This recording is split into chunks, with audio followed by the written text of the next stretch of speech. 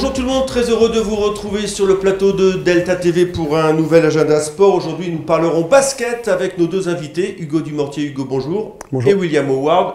Bonjour. Bonjour. Voilà, donc les deux espoirs du BCM, auteurs hier d'une qualification mémorable en Coupe de France en quart de finale contre l'équipe de Caen, mais on reviendra tout de suite après avoir fait un rapide tour d'horizon de ce qui vous attend sur les terrains de sport et des pelouses gravinoises.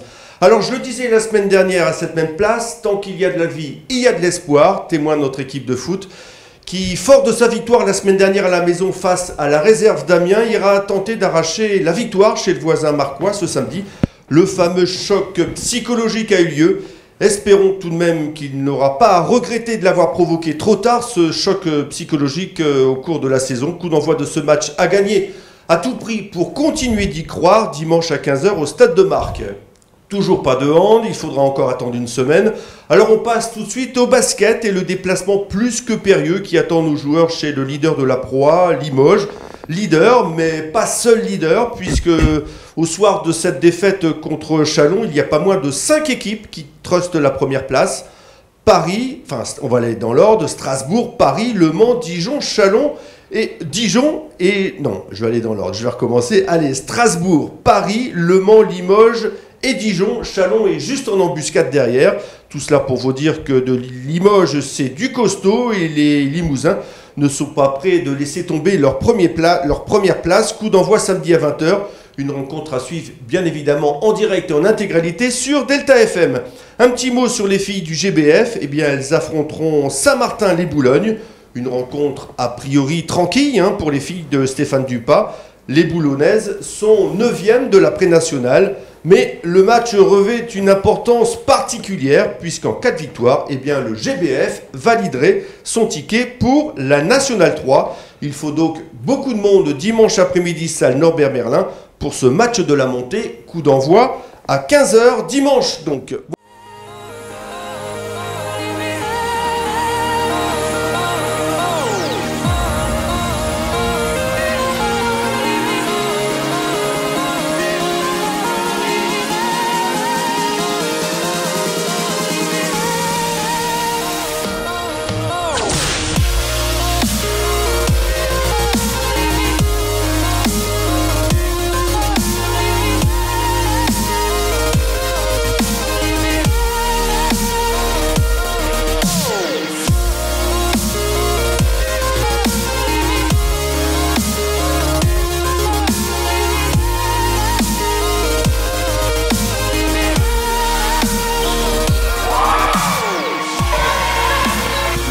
Allez, 1, 2, 3, allez, profitez.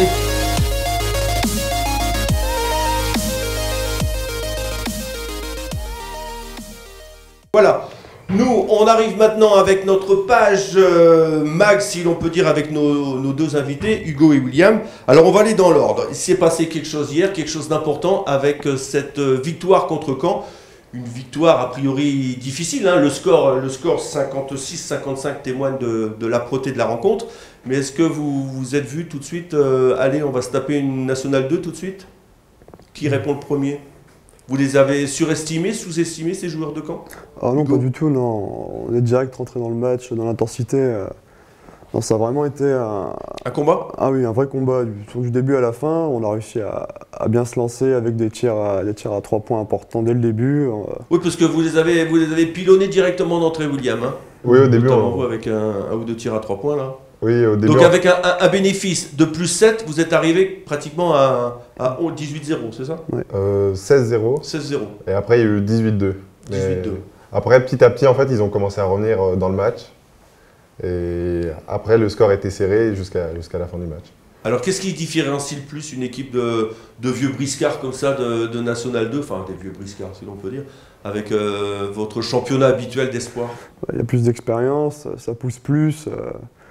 Voilà, puis après, on a bien vu on a bien commencé, mais à l'arrivée, ils ont réussi à revenir parce que bon, les gars, ils sont pas là pour rien, ils sont pas premiers de National 2 pour rien non plus. Et puis voilà, ils se sont défendus comme ils ont pu du début à la fin.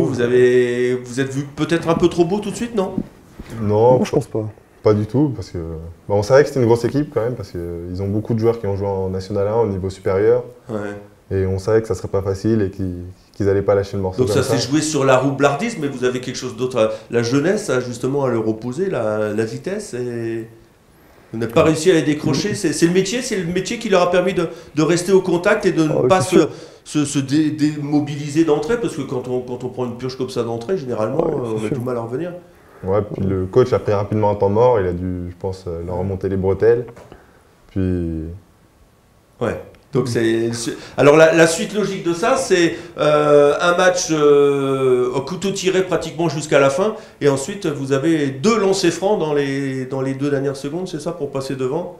Et bingo. Oui, William, vous avez mis 2 secondes de la fin. Alors à quoi on pense dans ces cas-là?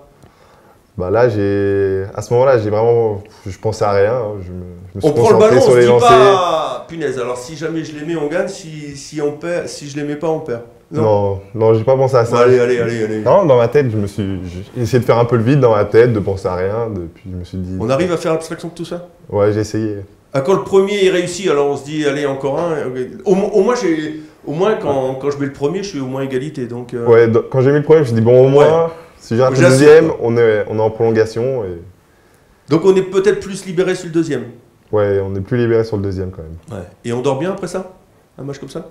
Ouais, bah on est content, mais on a un peu de mal à s'endormir. On dort tard, c'est ça, une petite fête, non?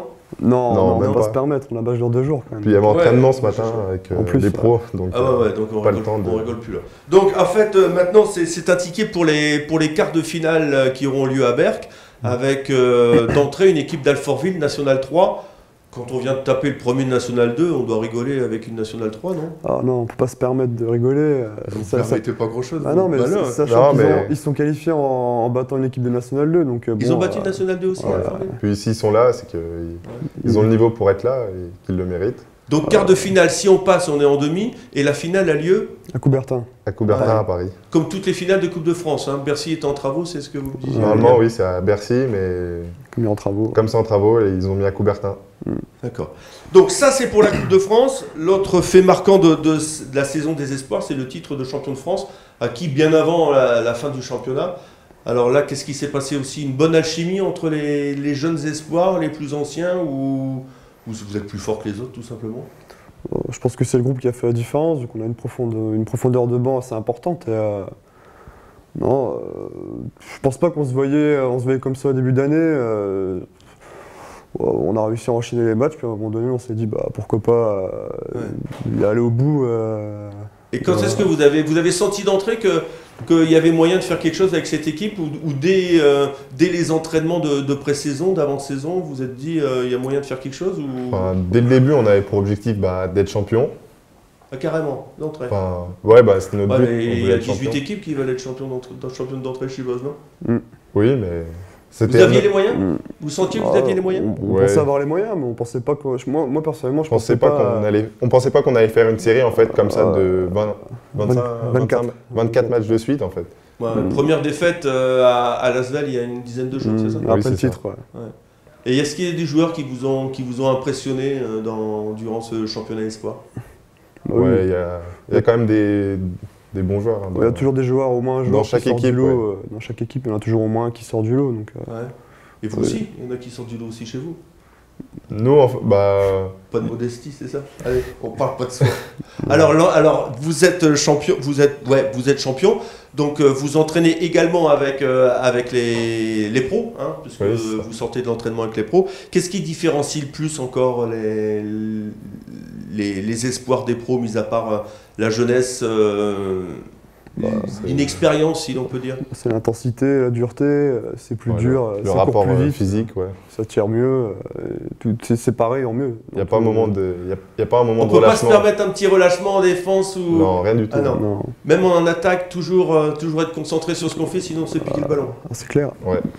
Et puis pas se tromper dans les systèmes, sinon il y a le coach qui est là pour nous rappeler. Ah ouais, parce que on a l'impression que quand on est comme ça dans le public, bon voilà, on voit, passe-moi la balle, tiens je te la redonne, mais bon ça se passe pas comme ça. Non, c'est bien plus structuré que ça, c'est sûr. C'est travailler tous les jours. Et c'est quoi, c'est une culture basket que vous apprenez au fur et à mesure, ou il faut, je dirais, comment ça se passe? Alors le coach il met un système en place, il le met sur le tableau et puis on la travaille pour que... Au début on le répète à 5 contre 0 en fait, on prend l'habitude. Après, on va faire un exercice à 5 contre 5 où on va faire que ce système-là pour avoir des automatismes dessus. D'accord. Et généralement, c'est payant ou il y a des options quand on voit que l'adversaire a lu le système, en fait, après on... Il y a des options différentes après, il y a des Ouais, mais il n'y a pas de dérivés. Oura Basket pour autant, quoi. Non, il y a toujours des suites logiques. Ouais, si la porte de gauche est fermée, on passe à droite et on met un système de l'autre côté. Voilà.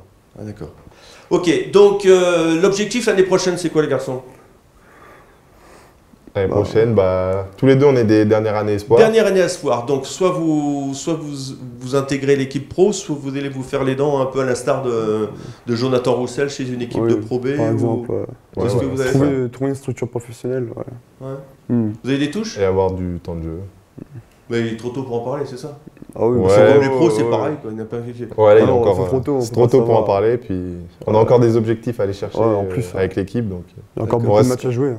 Il reste encore des matchs à jouer, mais quand on est champion, alors après, on les joue comment? On joue pour se faire plaisir? non, Ou on joue pour se faire remarquer? On joue pour gagner aussi. Oui, on joue pour Ça, on continue, voulait gagner, on les continue à travailler pour les choses qui restent à jouer. Il y a encore la Coupe de France. Et La Coupe de France, ça, et je le trophée suppose du que futur. tant qu'à faire, quand on est en quart, on se dit tiens, si on peut les décrocher la timbale, c'est pas plus mal. Ouais. Il y a encore des grosses équipes en coupe là? Ouais, normalement. Il n'y a S'ils pas sont de là- petites équipes. Hein. s'ils Si- sont là- Il y a Calais qui était aussi. Calais, ouais.